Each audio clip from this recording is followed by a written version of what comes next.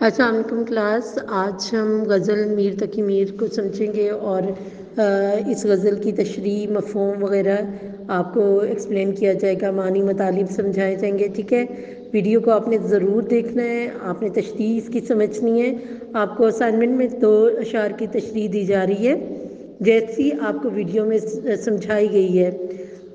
شاعر کا نام لکھیں گے، اس کے بعد آپ نے جس طرح سے معنی مفہوم لکھا ہوا ہے پھر تشریح کریں گے اور پھر ریلیٹڈ شعر کوئی بھی لکھیں گے. آپ کے پاس تشریح جو دی گئی ہے ویڈیو میں اس میں سب کچھ موجود ہے، تو آپ کو تشریح کرتے ہوئے کوئی مشکل نہیں ہونی چاہیے. دونوں اشعار کی تشریح چاہے آپ بند کی صورت میں کریں یا پھر الگ الگ دونوں اشعار کی کر لیں، یہ آپ کی مرضی ہے. لیکن غزل میں آپ کا حاصل کلام نہیں ہوتا اور حوالہ غزل بھی نہیں ہوتا. ٹھیک ہے، تو سیدھا آپ نے شاعر کا نام لکھنا ہے اور پھر شعر لکھیں گے، شعر کے معنی لکھیں گے جو بھی اس میں آ رہے ہیں، پھر مفہوم لکھیں گے اور پھر تشریح کریں گے. ٹھیک ہے، تھینک یو.